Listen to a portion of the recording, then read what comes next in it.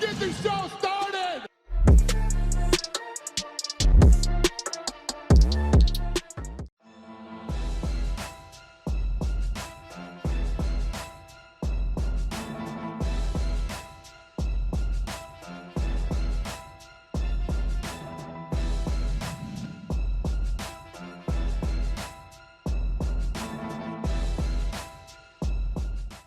Taking to his social media on Thursday, Sean Strickland claimed he saw Raymond Daniels, who is a current Bellator kickboxing welterweight champion, head kick KO Tony Ferguson during a sparring session. Here's the tweet. Yeah, he's a LOL. Raymond Daniels pulled a head kick once and Tony got mad about it because he didn't throw it hard, so the next kick, he knocked Tony out. Strickland was then asked if he could have taken the head kick. His reply? Nah, man. Every time Raymond pulls a kick, I stop sparring and thank him. LOL.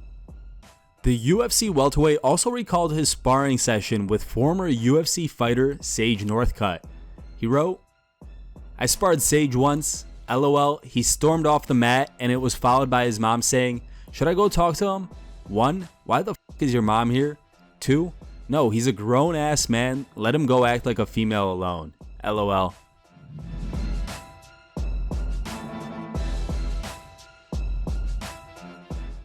Recently, Francis Ngannou's agent, Markel Martin, has been very vocal about concerns that Ngannou is underappreciated by the UFC.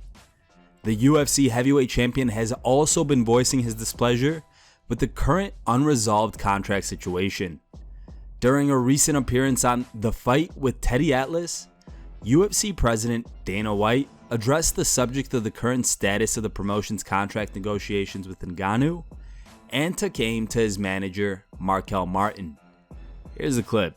And actually, Francis and I bumped into each other the other night at dinner, and we had a good talk. And he's not out of contract. If he wins that fight, I think he's got one more fight with us after that.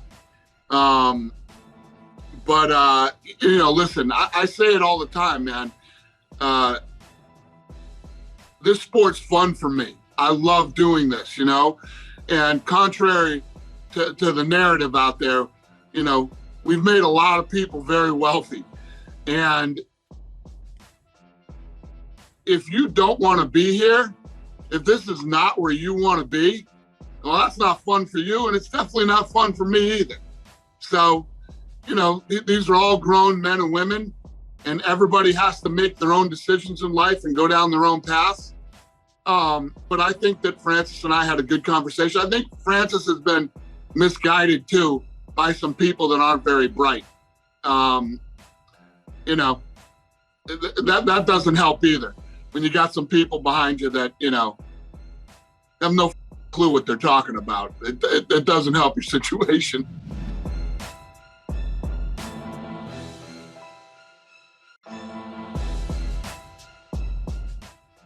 Over the weekend, it was reported that the Paul vs. Woodley 2 pay-per-view did under 65,000 buys.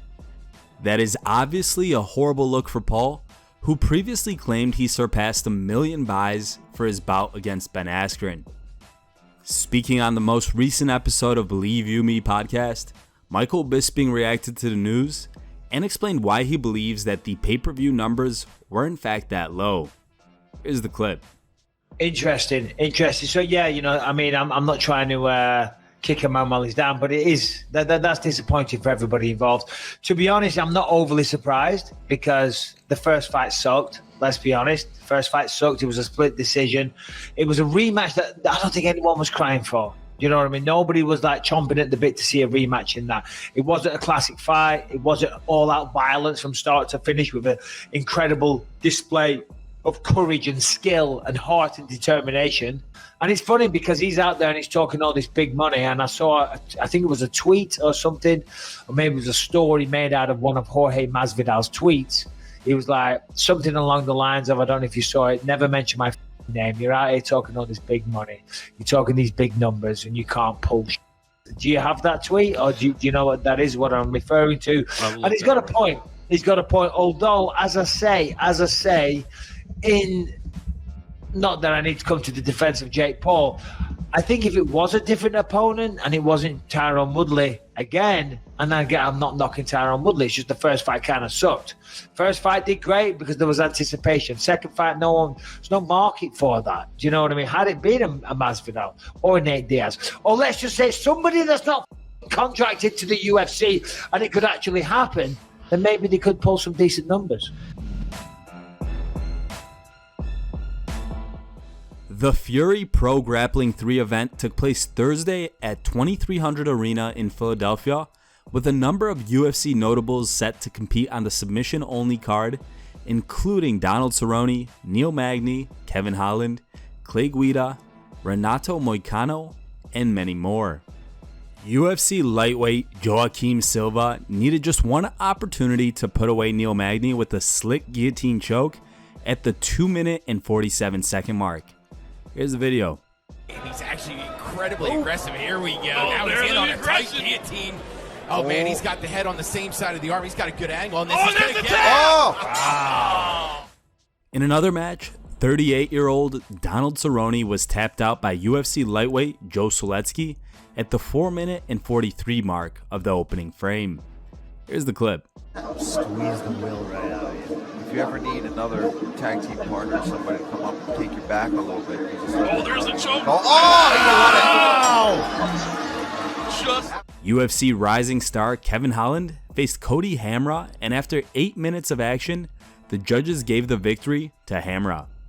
Here are the highlights. All of these fighters that we have on the UFC roster tonight here for Fury Grappling, because I don't know if that was a sidekick or Look at that! Wow! In the main event, former UFC strawweight champion Carla Esparza took on grappling standout Danielle Kelly. She lost the match after her forehead was sliced open off of a slam attempt on Kelly. Here's the footage. We get a headbutt? Yeah, wow. No. Wow. In the other matches, Renato Moicano outworked Chase Hooper to a judge's decision. Clay Guida defeated Billy Quarantillo, also by a judge's decision, and UFC featherweight Alex Caceres earned the first stoppage on the card when he caught Eddie Torres in a slick, rear naked choke at the 2-minute and 35 mark of the 8-minute round. Here are the top 3 memes you guys posted on MMAmemes.com. In third place is a meme posted by user Chuck Norris. Second place goes to Adam Mackey. And the number 1 voted meme was posted by a user named chillbro.naggins. If you want your meme to be included in our next video, go to MMAmemes.com and create your own meme.